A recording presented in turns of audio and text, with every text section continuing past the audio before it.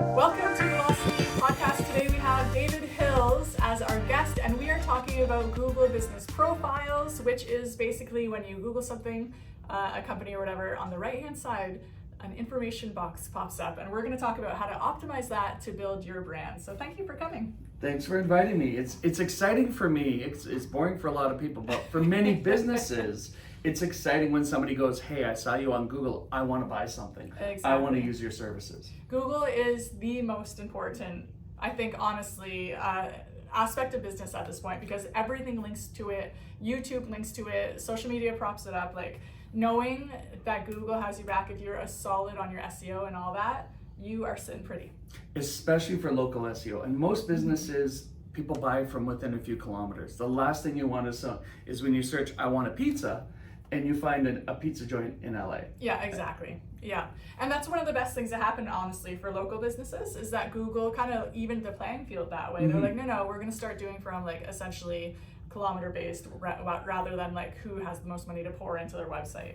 Definitely. And for small and medium-sized businesses, it's not that difficult to outrank the megacorps. Okay, and that's exactly why we're here today. We want to learn how to outrank them and kick their butts. All right, what do you want to tell us first? Well, really quickly, the one of the best things about the Google Business Profile is right at the top, it's right at the top on mobile search, and more and more searches are completed on the mobile phone. Yeah, makes sense. And Google doesn't want to answer your search as much as your search intent.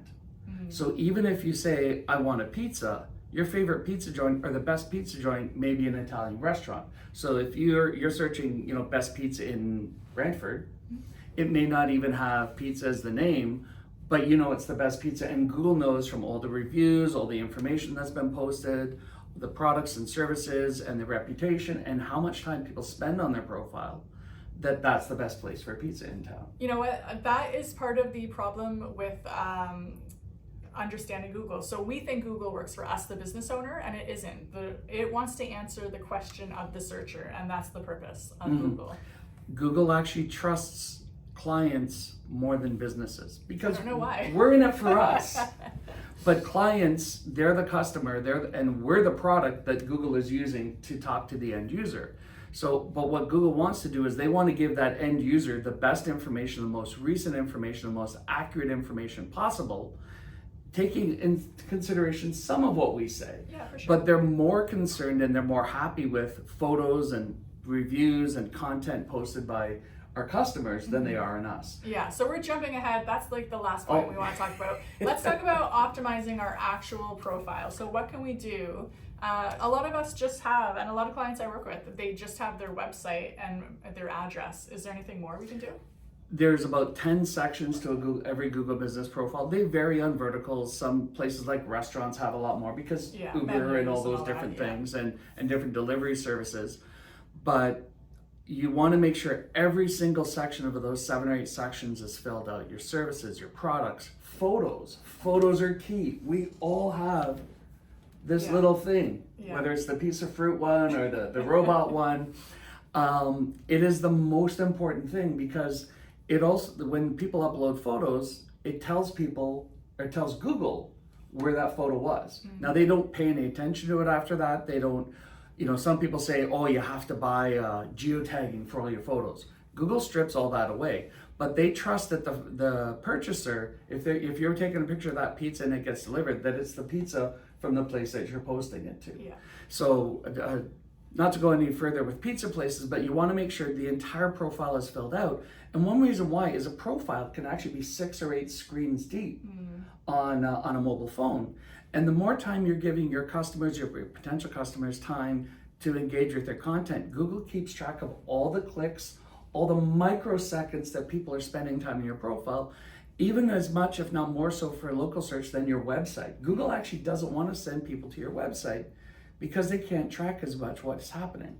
Google wants you to stay on Google, and they want to be able to give you that one answer without leaving Google. Yeah, you know what, a few years ago when they made that big, they made a huge change to like how it looks and you can add your services and all that kind of information. I was like, oh, they're replacing websites. And that's when I was like, I gotta take this seriously because this huge shift means a lot on my side of things. Google, the Google Business Profile for small and medium-sized locally focused businesses is the first page. Yeah. And for a lot of businesses, because there's a call to action right at the top, that's why you want to make sure that your phone number, your email, your website, and your address, even down to how you spell the address, is important. So if on your Google Business Profile, you just say RD without the period, then everywhere else that you have your website, your address information on your website and on other social channels needs to be consistent. The one thing Google likes more than businesses and more than even money is consistency. Okay, I get that. Yeah, consistency, it's important across any platform. So fill out your entire profile. If you do that, you'll actually get more people coming to your profile. Okay, that's awesome. So yeah, because I see a lot of that inconsistency. I try and stay on top of it myself, where it's more the streets or St. George. Sometimes that's where I live. It's SAINT, or sometimes it's just ST period. Sometimes it's just ST. Like, you never know, and all these places have a different. So it affects it. It's important to take into consideration as well how Google spells it on Google Maps. If they spell it St. George, SAINT, then they're going to favor businesses that spell it the same way. Interesting. One of the challenges, especially with the city like St. Catharines, so outside of Canada, some people actually spell out the whole word St. Catharines. Yeah. Nobody in Ontario that I've ever seen spells out the Saint in St. Catharines. It's just ST period. But if you don't have that period, you're not in that location. All right, so that's as soon as you get on Google Profiles, you see like the pictures, you see the address information. What's next? You said photos? There's the call to action is visible right away. And then one of the things you see at the very top is a photo. Now, that may not be the photo that you choose to put up for your own profile, which is kind of scary. Sometimes one of your clients posts a photo that is clicked on more often and viewed more often, and that can actually replace your photo in some cases. In very rare cases, it can be an unfavorable photo, but that can be controlled somewhat by reporting things, just like if there's somebody reports information that's incorrect. And really quick, this is why you want to be on your Google profile at least once every 2 weeks. Google will sometimes edit things for you without telling you. Yes, I have noticed that. They're like, we did you a favor. And they also ask people that have been to your business if the information is true. So you want to make sure that all the information is true, which is why you want to check it. A good rule of thumb is twice a month you want to be on your profile. If it's a very active profile, once a week at the very minimum. Alrighty. Okay, so check it, make sure your address is consistent, then what? And as we mentioned, photos, businesses can add photos and even short videos. Not as long as what we're doing today with the blog, but you can add 25-second videos, and Google promotes those videos. They'll actually put that video as part of your profile, as part of the preview for your profile, if it's popular enough. So you want to make sure that it's a good video, it's about square formatted, about under 25 seconds, and reduce the format down to about 700 by 700 DPI. Just make it small, the file size smaller for most people. Once you do that, you will likely be the only person on the whole list of your niche to have that video. And it does make a difference, because the longer you spend, your clients and potential clients spend looking at your profile, the more authority you're given. Yeah, exactly. Okay, so time spent equals authority given. All right, sweet. So videos, photos, and I see that some people have like a list of services and they break it down for price and... Services, you can add prices. Products, you can add prices in photos. Photos are more visible, products are more visible on mobile than desktop. There's different parts, because Google knows more than we do how that profile is viewed by clients. So they focus some different parts of the profile on desktop and some different parts of the profile on mobile. But adding your own photos, adding your own videos also proves to Google that you're alive. There's a lot of profiles out there that have been set up once and forgotten. And that's the worst thing you can do for your profile. It tells Google that you're not engaged, and they're just not going to give you as much prominence in the results. Yeah, I can see that. Okay, so once we optimize our profiles, what else can we do to help? Well, you can ask for reviews, because remember I mentioned Google wants to hear what the customers think more than what we say about our business. So the reviews, that is the juice for the profile. So if you have a horrible profile, you have 1,000 reviews saying you're the best at your business, Google's going to pay more attention to your reviews than they will to you. Now it's always important, you want to say thank you. You know, when we grew up, our parents said when we were given a treat, you got to say thank you. Yeah. And that's the same thing with a review. Google actually kind of grades you on whether you say thank you efficiently or not. So that's one reason they send you an email, or whoever's managing the profile, they send an email saying, by the way, you got a review. Time to say thank you. Google actually tells you, just like our moms did. Yeah, they do. Time to say thank you. So the content of the review doesn't matter much. Sometimes I've seen people do like 500-word replies to reviews. It doesn't matter. A few sentences at most. And kind of how I gauge it for one of my clients is, if it's a more detailed review, I'll do a more detailed thank you. Okay. If it's just, you guys are awesome, thanks. Okay, so I have a question about that. When people do reviews, sometimes they're not specific with any keywords. They'll just be like, thank you, Purple Bee Media. We really appreciate you guys did awesome. But it doesn't talk about social media or videography or anything. So I'll answer in my review, hey, we love taking care of your social media management, or we love doing that video for you, like trying to add the keywords. Yep. Does Google? Nope. No, doesn't They don't care about what you say. Dang. They don't care about what we say. But that kind of brings into, when you're requesting a review from clients, say, hey, you know what? It was great working, let's say, for an auto repair shop. It was great helping you out. We're happy that your car is running and you're going to be safe for the winter season or for the summer season. You know, just if you're happy with the service, you're going to be writing a review. Just, you know, let people know that you're happy with that tune-up we gave your car. Okay, yeah. So I sometimes do ask people to be specific now, because when I have asked in the past, hey, can you give me a review, please? They'll sometimes just give a 5-star because they're too busy. And then I was like, okay, I'm going to be a little more specific. I'd be like, hey, a 5-star is great, but if you could just write something, and then sometimes it'd be that like generic. But even if you say, could you write something about what we did for you, or about that new toaster you got? You know, perhaps you got a new toaster for camping. You guys go camping occasionally. Yeah, well, camping sure. But anyways, we'll think about like the campfire toaster. You know, talk about that campfire toaster that we helped you with. If you give them, because that's something people search for, I want a campfire toaster. Yeah. So if they mention in their review campfire toaster, and then somebody else a few weeks later searches campfire toasters in Brantford, you can actually have that review appear as part of the snippet in the map pack. And so Google will say, you know, customer was happy with campfire toaster. Yeah. So is there a way to get into Map Pack? Like, that to me is the gold. Like, as much as I want to be on spot one, I love when me or my clients are in the top 3. That makes me like so happy. The kind of morbid thing that sometimes SEO people have, because we get good things and bad things, but the best place to put a dead body is in the 4th position. Oh, okay. I was gonna say second page of Google. That's no, even the bottom or organic results now. Yeah. Because especially for searches with local intent, 90% of the clicks goes to those top 3. Yeah. So Google measures review count, but old reviews don't matter as much. It's the review velocity. So how many reviews? So if you've got 500 reviews, your new competitor has 30 reviews, but they're getting 2 reviews every day. Okay. They're going to be treated as more of a current authority than you are. So a new company could actually outrank an established company that has reviews going back 5 years if they haven't received a review in the last 6 months. Already, okay. So quantity of reviews, review velocity, the quality of the text and reviews. So a longer review. Generally, when people write bad reviews, they write, the rants. And it's more difficult to get those pushed down in search results because Google doesn't care if it's a good or bad review, they just care about more data. Okay. So if you get a few bad reviews, and answer the bad reviews, we'll mention that in a sec, but if you get a few bad reviews, you want to make sure that you're getting some positive reviews, and with the same length, they're close to the same length. And even most important, if it's a good friend that's working with you, you can say, could you even include in the first sentence?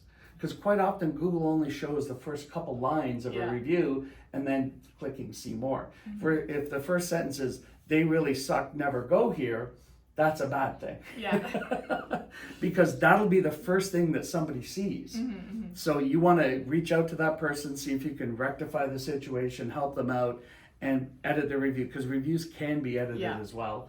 The platinum review, I'll say this really quick before you finish up. The platinum review is a review with keywords and a photo, or up to 3. Some people even add a dozen photos. I don't know why.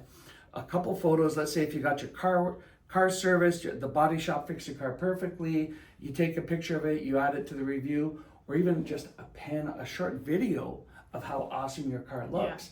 That is the absolute platinum. So a review with keywords, positive intent, and a couple photos or a video, if you got 10 of those a month, which is almost impossible. Yeah. Because it's hard enough to get a review, let alone a review with especially, well, products are a lot easier, or like cleaning things. Like certain, certain profiles you go on, you're like, amazing. And I'm always like, oh, lucky duckies, they got the photos. With me, what are you going to do? Like say, like, take a picture of a phone? Like, she's like, I'm here. She did it. So it's really we could do a selfie of the podcast. Yes, that's true. Okay, so when it comes to reviews, and you said 2 a day, will Google flag something if all of a sudden all my friends and family just give me a review in one day? What they're doing is, it's called filtering. So if all of a sudden, if you hadn't gotten a review in months, and then you got, let's say, 3 reviews a day for like 2 weeks, Google is going to go, just like you and I would. If all of a sudden we started getting like, 15 reviews in 2 weeks, we'd be going, we'd be doing this. Come on, let's be honest. But we'd also be going, okay, this is too good. There's got to be a catch. So Google will flag them. If you do have a flagged review, you can actually if you're able to, contact the customer, get them to screenshot the review with the name they've left the review under, and you can submit it to the Google Business Profile Support Forum. Alrighty. So what's your strategy for businesses? Like if you're trying to build up the reviews, because I have some people who are like, I'll email everybody on my list. I'm like, don't do that. We don't want to get flagged. So what's your suggestion? What would you say for your... What I would say is just start with a goal of, let's say, 2 reviews per week. Okay. And just, try and you're not going to get every single person. As you mentioned, even your best customers sometimes only give you that 5-star because they're a busy business person as well. So have an initial goal of, let's say, 2 reviews a week. If you get 2 positive reviews a week for most businesses, you're going to be doing better than all of your competition. Yeah. If you have to ask 5 people to get 1 review, you're going to find out in your niche pretty quickly how many people give you a review versus how many you've asked. So try with an initial goal of 2 reviews a week. Once you start getting those, you're going to start getting more velocity, and the velocity you could increase to 3 reviews. But if you started getting 5 reviews a day that first week, Google is going to start filtering them. And it really becomes, is it worth it to try and get that extra review? Yeah. Because you and I already have enough to do, and most business owners already have enough to do. Do we have time to spend trying to get another pat on the back? Yeah, exactly. All right, so here's the part where I drop the ball for myself. All the time. Updating my Google. I looked the other day when I knew you were coming on, and I was like, oh my gosh, before he comes on, I'm going to update it, which I did not. I think last time I did it might have been like October. Okay, so your new prospective clients don't know if you're still in business. Yeah. That's kind of scary because that's very scary. You got a nice office here. Yeah. So another goal, along with asking for 2 reviews a week, is to update once a week. Okay. There is so much complexity in the services that you offer and the services I offer that it's easy to be so into it that, everyone knows that. Yeah. There's not a lot. Even just asking for 2 reviews a week, there's a post. Asking for, suggesting people update their social profiles. If they're not a regular client of yours, if you're on a retainer for them just to help them, setting a reminder on our calendars once a week saying, okay, if you haven't done a post by this time, and we've all got photos. We can create photos. It doesn't all have to be for you and me photos of a cell phone. Yeah. We've also got happy clients. Yeah, that's If true. A client is ecstatic, you and I could probably take a few seconds to go, hey, what did you think about that? Yeah, okay. The challenge is... I did that the other day. Someone was sitting here and I was like, he said, oh, I'm so happy with things. I'm like, wait, say that again. And it's a short video because he's like, Sherri did it and it was good. And I was like, perfect. Okay, no, so you can send that to him. I'm going to do that today. But send that to him and get him to add that to his review. I will do that. So there's the platinum. There you go. Platinum. That's what we want. The people don't have to create their own content. You can create the content for them and say, hey, if you're really happy, here's a review. So if you're a car repair shop or an auto body shop, you've just made this car look amazing, send the client a photo and say, here's a photo you can include with the review. If you make it easier for somebody to do something good for you, the more likely it is that they're going to do it. Yeah, I know. And that's why, for me, when I ask for reviews, I try and do it when they're happy. Just when it's new, when they're happy, when they're like, oh my gosh, I'm getting results. I'm like, oh yeah, by the way. Yeah, and don't templatize it to the point. Don't make it a template as that every single review looks exactly the same. If every review says Sherri is awesome because... then it's going to look very repetitive. Yeah. And that's the last thing you want. And one thing you really do not want to do is you do not want to go creating your content with all the different AIs out there. quite often, and I see it on some clients, I've seen reviews.